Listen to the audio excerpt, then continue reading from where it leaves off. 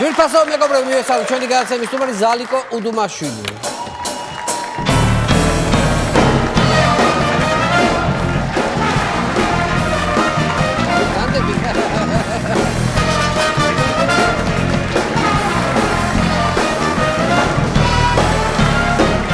გადაცემის სპონსორია Village 11. ბუნებრივი ინგრედიენტებით შექმნილი ინოვაციური მსუბუქი ფორმულა შენიკანისთვის. Village 11. კორეული ხარისხი PSP-ში.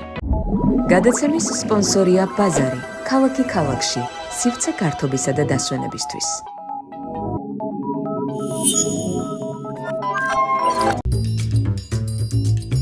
სიახლე გვირილაში გაატარა მეგობარი ბარათი და მიიღე ორმაგი სარგებელი. უფრო იაფი ფასები ნებისმიერ შენაძენზე და 5% მეგობარ ბარათზე. გადაცემის პარტნიორია სუპერმარკეტების ქსელი გვირილა. იპოვე ჩვენი არხი შენი ტელევიზორის პულტზე. მაგთი ნომერი 45. სილქნეტი 345. ახალი ქსელები 345. მარტივი 45. ზალიკო ძალიან მიყვარს შენი სტუმრობა, ძალიან დიდი მადლობა რომ მოიცალე, იმიტომ რომ მადლობა დაპატიჟების. მიხანი აყოფილა შენ.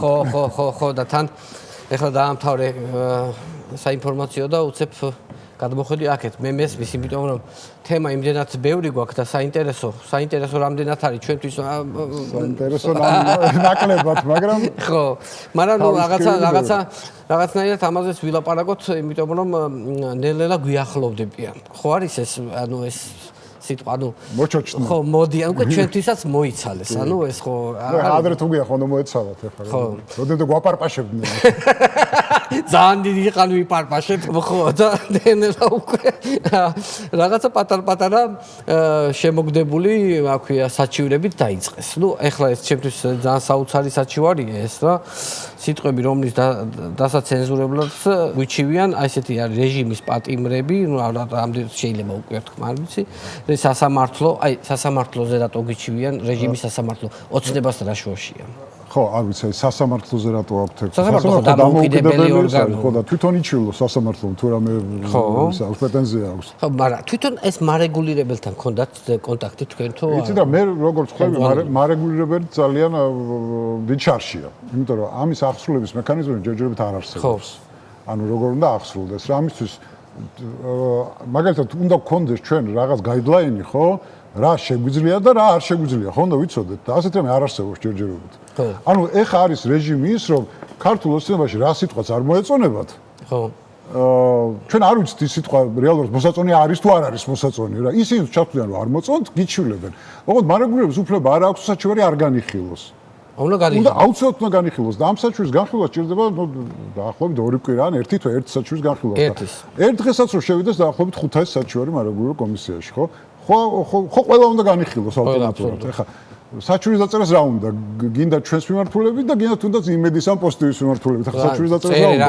პოსტივიზე და იმედზე რა არის? რეალურად ისეთი ამ კანონის მიღებით თვითონ ოცნებამ ისეთი ქაოსური მდგომარეობა შექმნა, თავად მარეგულირებისთვის, ზოგადად მარეგულირებს ვერ შეუქმნა ეს ქაოსური მდგომარეობა. რომ პრინციპულად რო შევიდეს ბევრი საჩივარი ფიზიკურად ვერ განიხილავენ რა. ამიტომ არის აუცილებელი თუ არ გვეცოდინება ჩვენ რა არის აკრძალული და რა დაშვებული. მანამდე იქნება ეს ქაოსური მდგომარეობა. ხო, იმიტომ რომ იმედზე რამდენი საჩივარი შეიძლება შეიტანო, ახლა იტყვი უსამშობლოები, ხო, ამბობენ, არის რადიკალური ოპოზიცია სიტყვაზე შეიტანს. რევოლუციას აწყობენ, გადატრიალება, ასე შემდეგ ეს ყველაფერი, არ ვიცი ხა როგორ უნდა იყოს. რა არის ისი კიდე მან და არის რომ ახლა მაგალითად ახლა წამყვანებს აქვთ უკვე ესეთი ფრაზა რა, თოქ-შოუს წამყვანებს რომ ჩემი გახლავთ ჩემი საავტორო გადაცემის წამყვანი, ხო?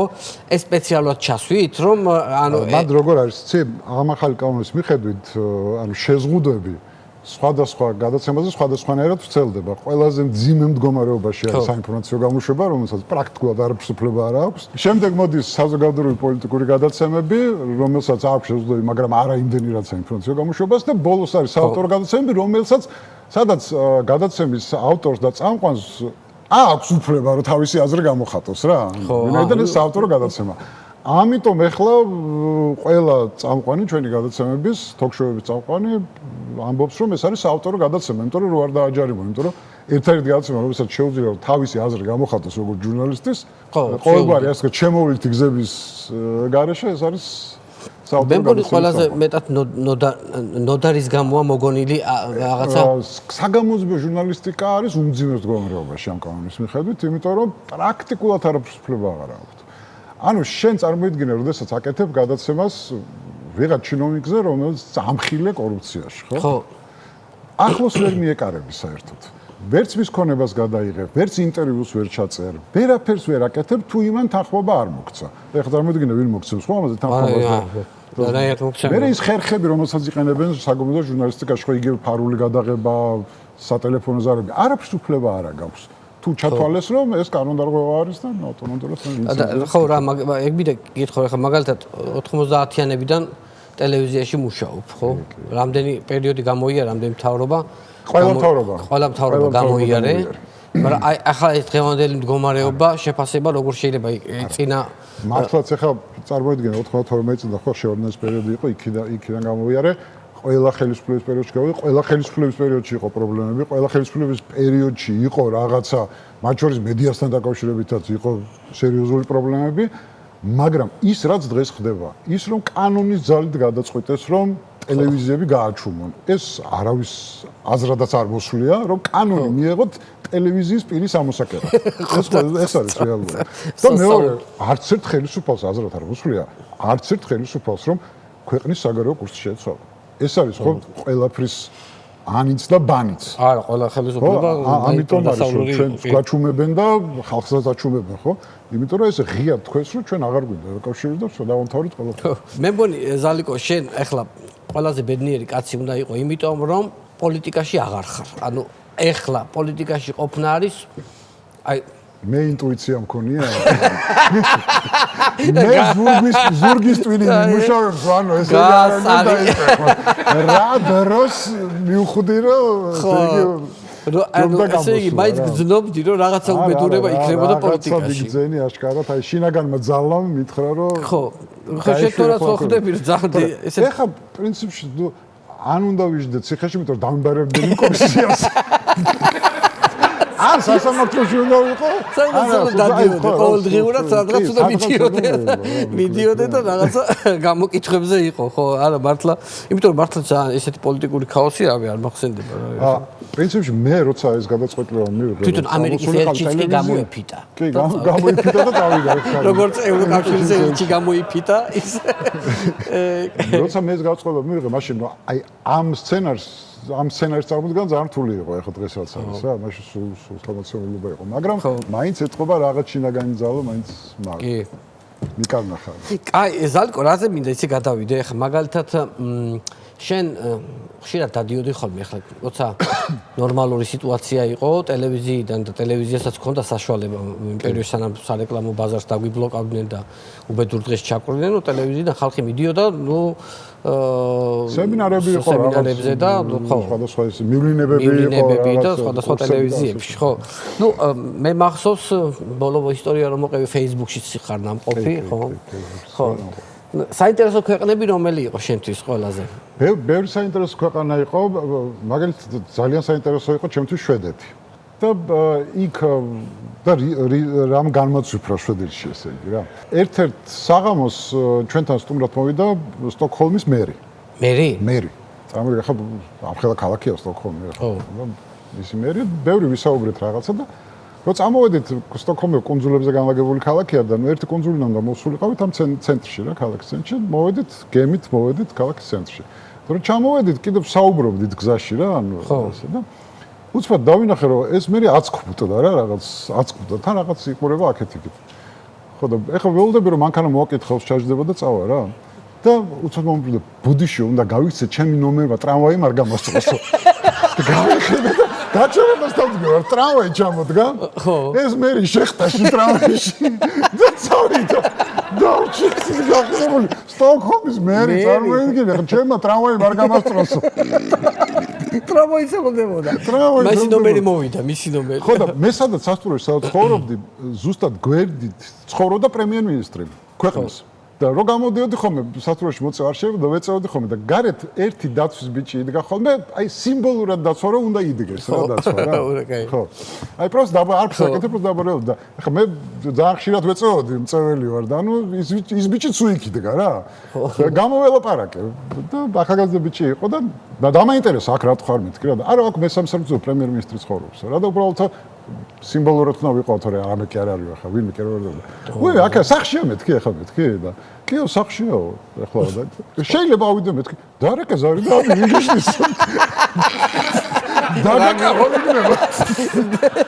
დაელაპარაკე რა გინდა რა საქმე კიდევ ძალიან მაგარი სიტუაცია ის იყო ნორვეგიის ტერაქტი რო იყო ხო ბრეივიკის ამბავი რო იყო ეგ საშინელი ამბავი რო მოხდა დათო ნიკურაძე გადაფრინდა, მაშინ რუსთავში მუშაობდი, გადაფრინდა ამაბის გასაშუქებლად რა. ნორვეგიაში. და გავიგეთ რომ იმ დღეს დაინიშნა ნორვეგიის პრემიერ-მინისტრის პრესკონფერენცია. და დათო თქვა რომ მე წავალო ახლა პრემიერ-მინისტრის მთავრობის სახლში, სადაც პრემიერ-მინისტრი ზის. გავარკვევ როდის არისო და რომ გადავიღო პრესკონფერენციაო. და რომ მივიდა დათო ვიკიკითხა რა პრემიერ-მინისტრი ადგილზეაო?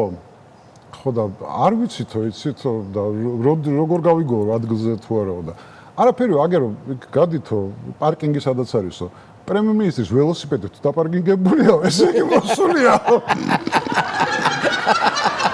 პრემიერ-მინისტრის ველოსიპედიო დაპარკინგი და ეხლა წარმოგიდგენ ჩვენთან კობახის ველოსიპედით ველოსიპედი კი არა ადმინისტრაციიდან ჯაჭვით რო ამბობს ხო რო არავინ მოპაროს არავინ არ მოპაროს არა ჩვენთან გენაცვალე რა ვიცი იმ დღეს ამბობდა ერთ-ერთი სტუმარი რომ ზუგდიდის მერიაში 800 კაცი მუშაობს და რა ვიცი იქით კიდე მანქანები ქვეყანა და რავი აქ ისეთია რომ ფაქტიურად იმდენი ადამიანი მუშაობს რომ წესით ერთი 20 ჯერ დიდი ქვეყანა უნდა ვიყოთ რომ ეს ხალხი მოემსახუროს და ნუ აქ ჩვენთან ეს ამბავი რომ ჩვენთვის სასაცილოა ეს არის ტრაგედია ხო აბა რა ხტორი კი ხა ევროპის შეულებრივი ამბავია მაგრამ ეცი არის მინდა ახლა შენს იმას ანუ შეხო მეორე არხიდან დაიწყა რეალურად 92 წელს ანუ პირველი ეთერი როგორ გახსოვს რა იყო შენი როგორ არ მახსოვს რას ქვია მაგას რა დამოვიწყებს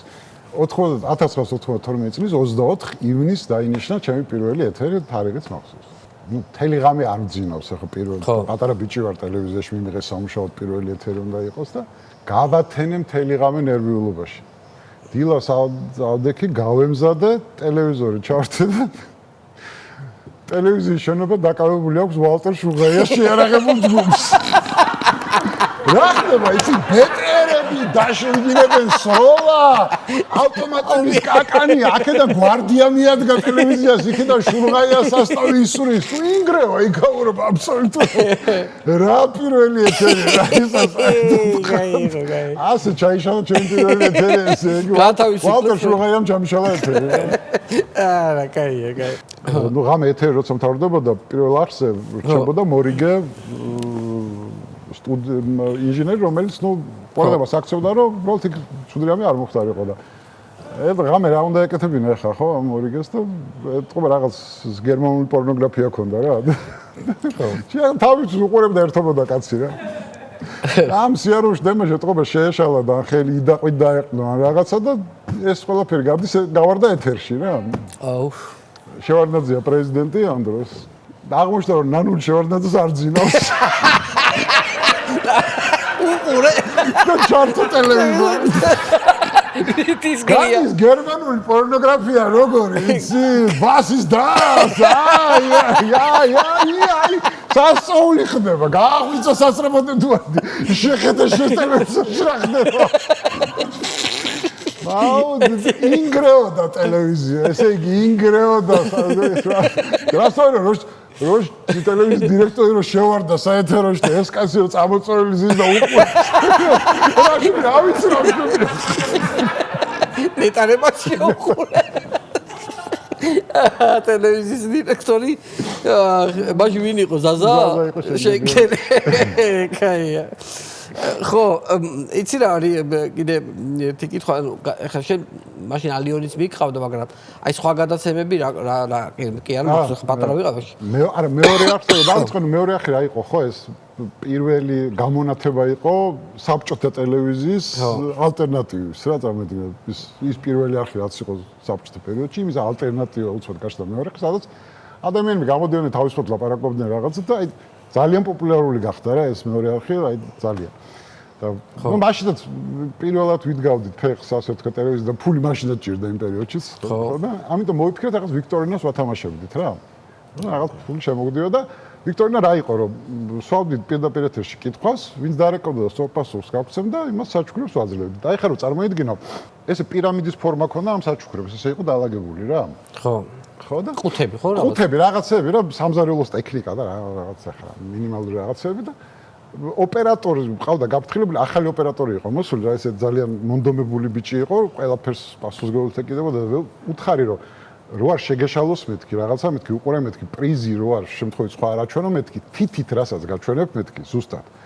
აი იმ პრიზზე გააკეთებ მეთქი ახლო ხედი შენ რო ახლო ხედი ანუ ნაეზდი ჩემზე ახლო ხედი რო იქნება მეთქი ახლო ხედის რო გაჭედავ მეთქი მე დავიწყებ პრიზზე ლაპარაკს მეთქი და მაყურებელსაც ენელა იმას ვიზავ რა შემოდის ზარი რაღაც კითხვა დავსი ვიღაც შუახნის ქალბატონი შეიძლება ცოტა გადაცილებული სანდომიანი ქალბატონი რეკავს და სწორი პასუხი გამცა რა ხა წარმოიდგინე უნდა ავდგე.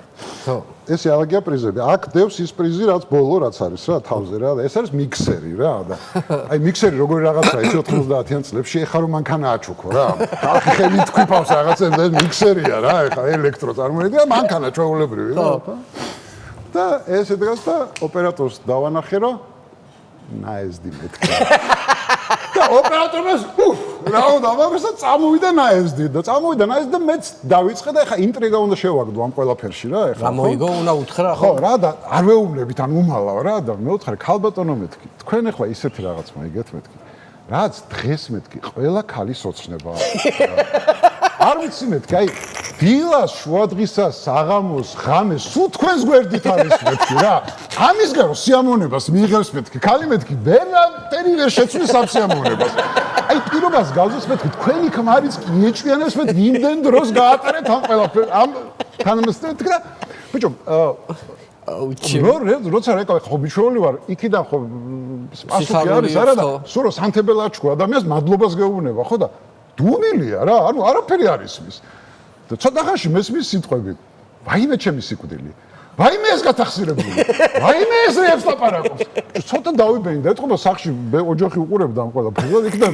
კაცის ყვირილის ქალო სადარეკა ვინ არის ეგა მაგიზე იქნება ნუ აი ინგრევა ეთერში ყველაფერი რა ხდება და მე ხო გელარეს კაცო გაშტერებული ხა თანამ სანუკვარ პრიზს მინდა გადავცე და თაგისა და ნუ მივხვდი რომ რაღაც არ არის კარგად საქმე რა და მონიტორინგსკენ გავაპარეთ ვარი და ეს ნაეზდი არის წამოსული ჩემ შარვალზე ესე კრუპნი პლანი ჩემი შარვალ ოპერატორს გვერდი აულია მიქსერს აუარა და მოვიდა მინდა აი ესე ვარიგებ ესე იგი თან ისეთი რომ ქმარს შეგიცვლით ხო რასა იმ დღის მერე ხომ ვიქტორინა აღარ წამყვანია საერთოდ ერთი წელი სამაგიეროდ მაშაყილებდნენ ტელევიზიაში ზალიკორო პრიზებს არიგებს ეგეთი უნდაო თორე იცი რა გამორჩა მე რადგან ახლა შვედეთზე ლაპარაკობდი ხო მე ვიცი რომ ახლა შენ ნამყოფ ხარ ასევე აზიის ქვეყნებში ხო აზიის ქვეყნები ძალიან საინტერესოა მაგ მიმართულებით კი ძალიან საინტერესოა მაგალითად აბუდაბიში ვიყავი სხვა შორის იმ შეიხთან ახლა როგორ ბახიძე დადისხმენ მაგ შეიხის სტუმარი ვიყავი კი იქ გავიცანი ვანო აბუდაბის ბედნიერების მინისტრი როგორ ბედნიერების მინისტრი აყავთ ასეთი კი რაღაცის და ბედნიერების მინისტრი ამკანს ის რაღაცა ეს რო გავიცანი მე ვთქარი ეს რაღაცა არ მაინტერესებს აი ეს ბოლო მაინტერესებს რა შვება ეს კაცი ამისთანაც რა რა ბედნიერების როგორ მისი დანიშნულება არის რომ მისი მოქალაქეები უნდა იყვნენ ბედნიერები და აღმოჩნდა რომ ის ხალხი მართლაც არის ბედნიერი ნუ კარგად მუშაობს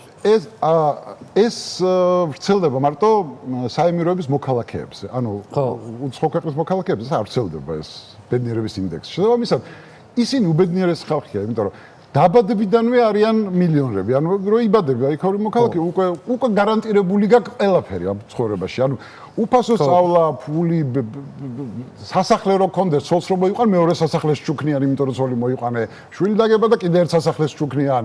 სადგინდა ისწავლე თითი დაადე. ანუ სრულიად აი უზრუნველი ცხოვრება აქვს რა ამ ხალხს.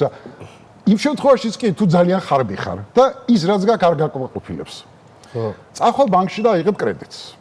ეს კრედიტი არის რაღაც 0 რაღაც პროცენტიანი თუ რაღაცა სიმბოლური რა. მაგრამ ეს კრედიტი რა ხდება? ყოველ წლის ბოლოს შეიხი გამოდის ტელევიზორში და ამბობს: "ჩემო თანამოქალაქეებო, ვისაც კრედიტი გაქვთ, ეს კრედიტი გაგინულდათ." და ეს ყველამის წლის ბოლოს გამოვდება ეს კრედიტი. და გენო დიდდებია ხო? ერთი წელი გადაიხდი. არა, ის ერთ წელს არ თარიღს არაფერს კაც. აუ რა კაია. ჩვენ საკრავით ჩვენ კარგად ვართ. რა ვიცი, კარგად ვართ. ერთი ბედნიერების მინისტრიც გჭირდება, ერთი სამინისტრო გვიდა რომელიც და ძალიან ბევრი სამუშაო იქნება სხვადასხვა აქვს. ბოლოსკენ მე მინდა მაინც რადგანაც ეს უკვე დაიწყეს ცენზურა ტელევიზიების მისამართით ჩვენთან მოსულია სპეციალურად მარეგულირებიდან ერთი ადამიანი, რომელიც პირადად რადგან ჩვენ დირექტორის მოადგილე ხართ ტელევიზიის, მობრძანდება და თვითონვე გაგაცნობთ უკვე უშუალოდ შემდეგი ჯარიმები რაზე იქნება მობრძანებით თუ შეიძლება. გამარჯობა. გაგვეცანით თუ შეიძლება. მოგესალმებით ბატონოვანო. მოგესალმებით. მე გახლავთ მარეგულირებელიდან, თავარი მარეგულირებელი, ბატონი ვასილ ვასაძე. ანუ ვასილ ვასაძე რატო? გელადის ნათესავი ვარ და ახლა დავინიშნე ანათამდეობაზე. დავდებით თქვენის ნებართვით. ზალიკო როგორ ხარ სანამ ხარ მოგესალმებით. სანამ ხარ მოგესალმებით ჩემო. ესე იგი. სუსაჩურებია რა თქმა უნდა. აგიხსნით. ლუჩქაროთ. ყველაფერს აგიხსნით. ხოთა შორის ზალიკო ტყვირა იცინი. მე არ ვიყო ვასო ვასაძე, შენ თუ YouTube-ზე არ გადაგიყვანე. სხვა ტელევიზიის თანამშრომლები. Unboxing-ი უნდა გააკეთო. პოდკასტი, ზალიკოს პოდკასტი. ახლა პირდაპირ საქმეზე გადავალ. დავიწყოთ ბატონო. უნდა აიკრძალოს ისეთი სიტყვები, როგორებიც არის მაგალითად რეჟიმის ტყვეები, ოლიგარქი. გავიგეთ ხო? კი. იგზალება. რა იგზალება? რეჟიმის ტყვეები, ოლიგარქი. გამარჯობა, შენი ამ წუთას გითხარი და გამიგიწევა. ოლიგარქი რეჟიმის ტყვეები. არა, ამას ძალა არ აქვს, ბატონოვანო. ჩაიბარა. ჩაიბარეთ ეს თქვენ. ამას ვატოს გადავთ. ვატოს აუწადოთ. ოლიგარქი და მეორე რა იყო?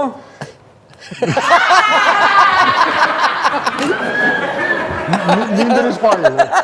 მინდრის ყვავილი. კი ბატონო, გისმენთ ბატონო. აუცილებლად უნდა აუგზავნოთ ეს ნანუკა ქაჯაიას ემოციები. არ შეიძლება კაცო გოგო გამოდის და სუნთქავს. სამი კაცის აერს სუნთქავს.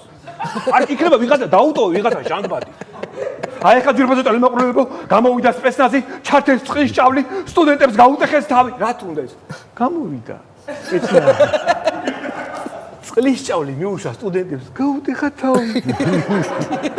არ შეიძლება ესე რომ გადმოიცე. პოზიტივი. არ უნდა პოზიტივი გადმო, არ უნდა ეს ამდენი აგრესია. ისეთ ზარგეში მაგ ნერვები კაცო ხა. არ შეიძლება ასე. ჯარიმებზე დავწერ. ბატონო, ანუ კონკრეტულ ადამიანებსაც უწევთ, ეხლა ნანუკას დაუწევთ. ნანუკას აუცილებლად დავუწევთ. აი მაგალითად გიორგი თარგამაძეს დაუწევთ? გიორგი თარგამაძეს ვერ უწევთ. საერთოდ ვერ უწევთ, იმიტომ რომ ეგ იმდენი ხნის ჟურნალისტია, პალეოლითის ხანის არის და იუნესკო იცავს. იუნესკო იცავს ფაქტიურად, თორე ხელფეხი მაქვს შეყრული, თორე დავაჯარებიდი, პრობლემა არ არის. იუნესკო. და ის მიშლის კიდე ის ნერვებს, ის გოგო რო არ.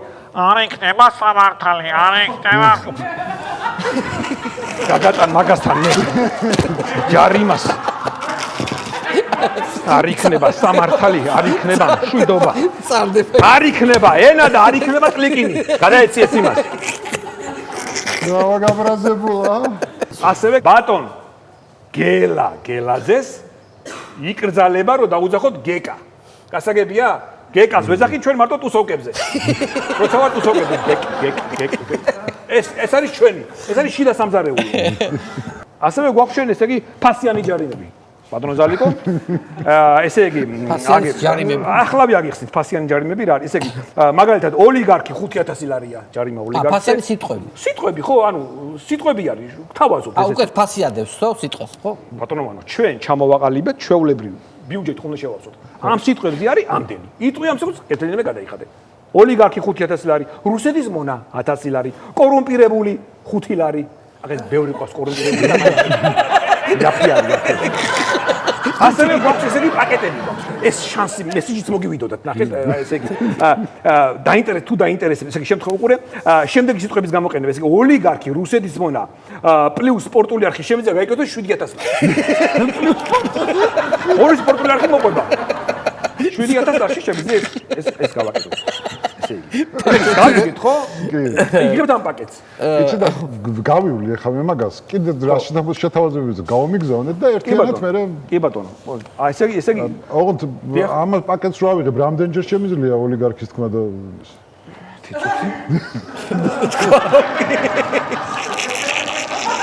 კამერებია მოწამე. მოწმეები ხართ, აგერ ამ წუთას ახსენა ოლიგარქი. ვანო ამ თვეში ხელფასები აღარ არის. გაგვატყავა, მოვიდა და წავიდა. ასევე მე მინდა ესე იგი რომ თქვენი ამბავი მე ვიცი, მაინც რაღაცა შეიძლება სადღაც ისე თქვა რაც არ ვიცი ხა, წამოგცეთ შეიძლება და ამისთვის ჩვენ გვაქვს მოფიქრებული ელექტროსაყელო. ელექტროსაყელო არის, აგერ შემიძლია გაჩვენოთ, აი ეს ელექტროსაყელო, აბატონო, ელექტროსაყელო. ჩვეულებრივი საყელო არაფერი, აი მაგალითად გაიკეთებთ, ხო? მოგესალმებით, თვითფოსო მეგობრებო, მე ზალიკო ვარ უდუმაშვილი, თქვენ უყურებთ 8 საათიან საინფორმაციო გამოშვებას. ქვეყნის ოლიგარქი. ოლიგარქი.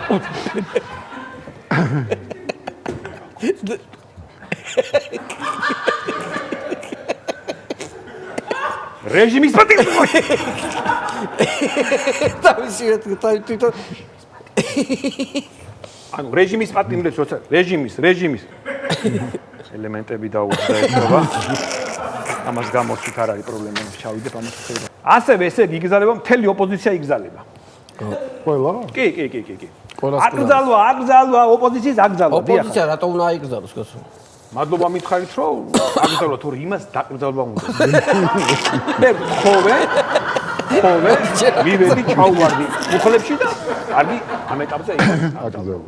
ისი რა არის ბატონო ვასო? აი ხა ოპოზიციურ ტელევიზიებს რა აჯარიმებთ? დიახ. სამთავრობო არხებს არ აჯარიმებთ? რა თქმა უნდა, იმედზეც შემოვიღეთ ჯარიმები. თქვენ არ გეგონოთ, რომ ესე მარტო რა შემოიღეთ, რა ჯარიმები? აგიხსნით გენაცვალი. აი მაგალითად იმედი ჟურნალის ეგზალება, შემდეგი ფრაზები. უყურე, გადამეტებული სიყვარული, ვისაც აქვს გამოხატულება. ეგზალება ეს. ანუ უნდა იყოს ზომა, წონა უნდა იყოს. აი მაგალითად, თქვენი არსებობა მაბედნიერებს ჩემო პრემიერო. ამაზე ჯარიმა არის მაგალითად. ბატონი ბიძინას ლამაზი ქუთუთოები ალამაზებს ჩვენი ქვეყნის ისედაც ლამაზ ბუნებას. ეს უკვე გადამეტებული სიყვარული ხდები? ასე, დიახ. ქართული ოცნებას ვენაცვლე ჭანჭლებში. ეხლა ეს ფაქტია, რომ ეს უკვე ნამეტანია. ვიღაცამ თქვა, ხო? წამოწვა ერთ-ერთ ჟურნალისტს. მოდი არ ვიტყვი და ერთ-ერთ ჟურნალისტს წამოწვა უბრალოდ ეს პირდაპირ ეთერში. არის. რა მინდა რომ გითხრათ, ის ბოდიში კი მიმასწავლა დაცვა, მაგრამ ის ნოდარ მელაძე მთავარი გველი ზემოთ არის. ხო, მე მგონი მეორე სართულზე. მეორე სართულზეა, ხო, მეორე სართულზეა. ესენი ამ ჩემოდანს რო უყურებთ მაგათი ჯარიმები. ოღონდ ეს არ გეგონოს, ეს არის ერთი გადაცემა. ეს არის ერთი გადაცემის და გაემზა არ ეს არის ყოფა. მეორე რულონი მქონდა სადღაც. ნოდარი ზემოთ მეორე სართულზე. მეორეზე ხო, ეხლავე. კი ბატონო. ზალიკო ძალიან დიდი მადლობა. ეს კი ცოტა ირონია იყო და იუმორი, მაგრამ არც არა ვარჩოვის. აი საყელო განსაკუთრებით. არა, რო ეგეც შეიძლება შეგვაფანეს ესე იგი მოგთხოვ. დიდი მადლობა ჩვენი სტუმარი იყო ზალიკო უდუბაშვილი. მადლობა ზალიკო. გადაცემის სპონსორია ბილიჩ 11. ბუნებრივი ინგრედიენტებით შექმნილი ინოვაციური მსუბუქი ფორმულა შენიკანისთვის. ბილიჩ 11. კორეული ხარისხი PSP-ში. გადაცემის სპონსორია ბაზარი. ქალაქი ქალაქში. სივრცე გართობისა და დასვენებისთვის.